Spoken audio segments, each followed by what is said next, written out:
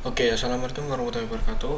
Perkenalkan, nama saya Novel Firmantini dengan NIM 2005120462 dari kelas Teknik Informatika angkatan 2022. Jadi di sini saya ingin menjelaskan dan mempresentasikan serta mensimulasi apa itu subnetting, target dari subnetting dan simulasi subnetting.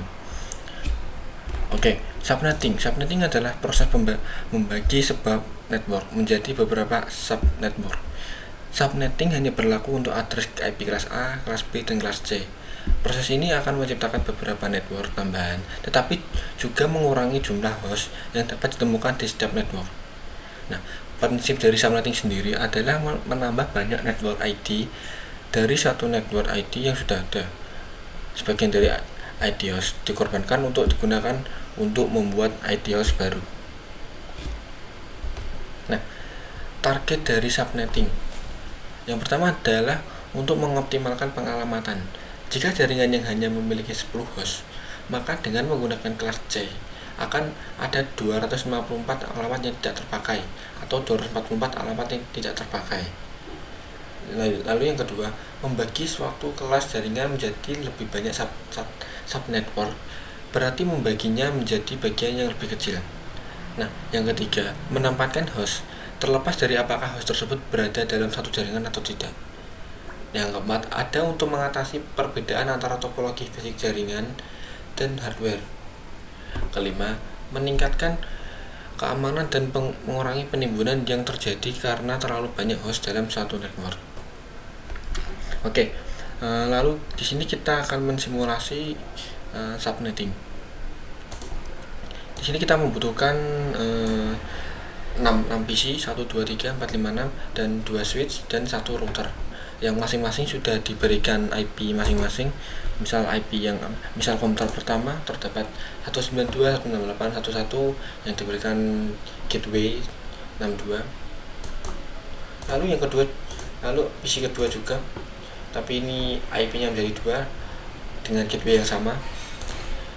Yang ketiga, dia diberikan IP tapi tidak diberikan gateway. Nah, lalu yang PC keempat, dia akan dimulai dari 62 karena /20 dan akan diberikan gateway 126. Nah, yang PC 4 sama dan 5 itu dia akan diberikan IP tetapi tidak diberikan gateway. Nah, lalu juga di sini ada router gateway-nya ini juga disetting ke config yang ini. Pas Ethernetnya ini menggunakan IP 192.168.162 seperti yang di sini. Subnetnya ini. Lalu yang kedua, yang fast Ethernet 1 ini mengarah yang ke sini. Kalau fast Ethernet yang 0 ini mengarah ke kiri. 0 kiri, 1 kanan. Dipasang yang kanan dipasang dengan 192.168.1.126 dengan subnet masknya itu 192 airannya. Oke, lalu kita akan mensimulasi PDU. Kita akan masuk ke simulasi, lalu ke edit filter. Jangan lupa edit filternya di uncheck semuanya kecuali si ICMP ini. Oke, yang pertama kita akan mensimulasi dari menggunakan PDU dari komputer 1 ke komputer 3. Kita kasih 1 dan 3. Lalu kita akan coba next. Oke, si switch akan menerima dan akan diteruskan ke PC 3 dan PC 3 akan mengembalikan pesan tersebut. Nah, karena PC 1 dan PC 3 itu dalam satu subnet, maka tidak akan dilewatkan ke gateway yang atas nih, ke router. Oke, kita delete. Terus lalu kita coba dari PC 1 ke PC 4. 1 4 ini dengan warna coklat. Lalu kita akan coba next. Oke, dia di switch akan mencari apakah ada IP yang dituju. Ternyata tidak ada, dia akan ke gateway. Oke, dia akan mencari apakah ada IP yang dicari. Ternyata ada di lab 2. Lab 2 tuh yang kanan, lab 1 yang kiri. Nah, akan teruskan yang ke 1.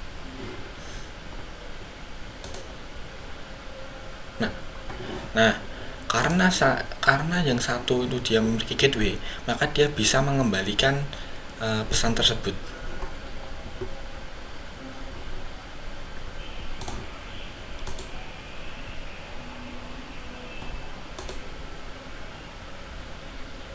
Nah, ini yang coklat akan kembali ke PC 1. Nah, jadi yang PC1 dia memiliki gateway, PC4 memiliki gateway, dan mereka dapat berkomunikasi bolak-balik. Lalu yang ketiga, kita akan coba PC2 ke PC5. Ini 2, ini 5. 2, 5 dengan warna coklat sedikit aqua. Next. Dia akan mencari di areanya apakah ada. Ternyata tidak ada, dan ke subnet dan ke gateway ke atas. Dia akan mencari, ternyata ada di lab 2. Nah, sampai lab 2 dia akan mencari juga, ternyata ada di PC 5. Nah, perhatikan PC. Bentar, kita coba. Nah, di status ini dia akan violet. Kenapa? Karena si PC5 ini dia tidak memiliki gateway, maka si PC5 tidak dapat mengembalikan pesan. Kan si PC2 ini memiliki gateway, tapi si PC5 ini tidak memiliki gateway, maka dia tidak bisa berkomunikasi dua arah. Si PC1 dapat mengirimkan pesan, si PC5 tidak dapat mengirimkan pesan.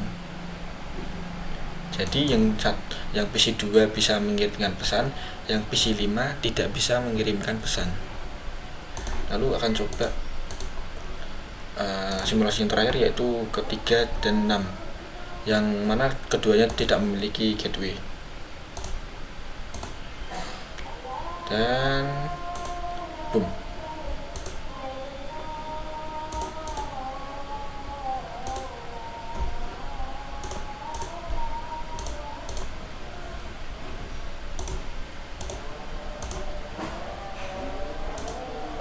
Oke, dari awal saja dia langsung gagal. Nah, dari awal saja dia langsung gagal karena si PC3 dan PC6 dia tidak memiliki gateway sama sekali. Maka dia tidak bisa berkomunikasi. Satu saja tidak. Ya, jadi dari sini dapat disimpulkan bahwa gateway adalah pintu untuk mengirimkan pesan di berbeda area. Ini yang kiri kan lab 1, yang kanan lab 2. Jadi untuk berkomunikasi di lab 1 ke lab 2 maka dibutuhkan yang namanya gateway. Lalu akan coba kita ngetrace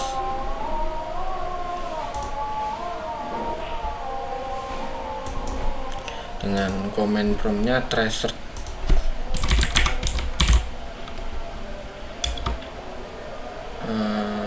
Bentar.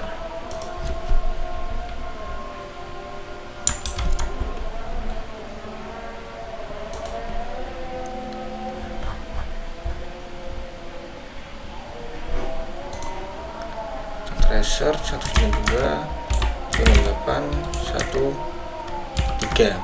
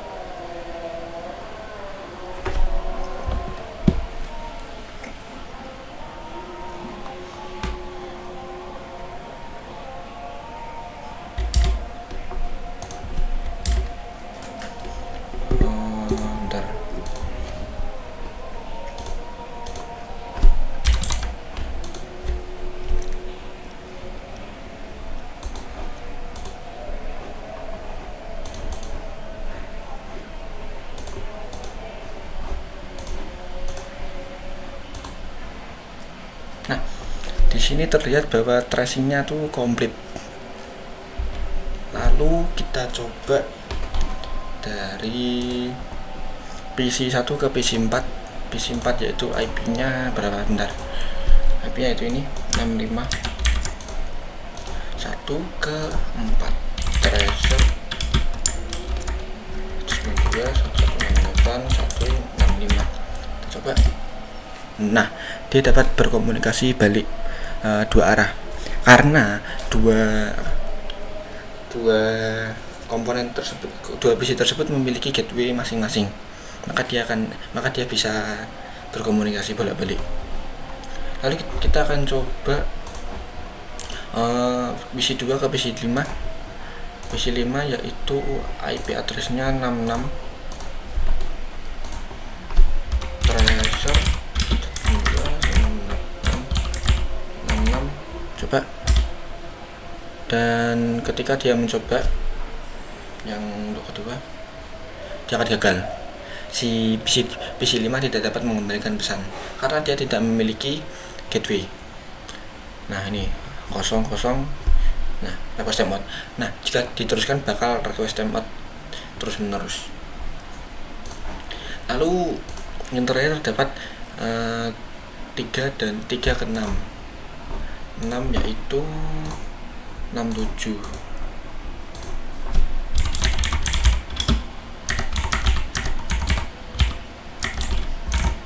Nah, coba. Dan halnya dari awal saja dia sudah gagal karena keduanya tidak memiliki gateway dan tidak berada di dalam satu ruangan yang sama.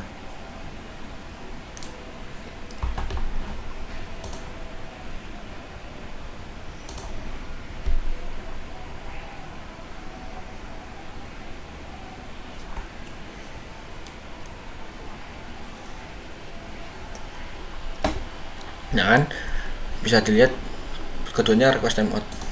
Oke, sekian penjelasan dari saya. Bila mana ada kesalahan dalam ucap kata dan salah kata, saya mohon maaf. Wassalamualaikum warahmatullahi wabarakatuh.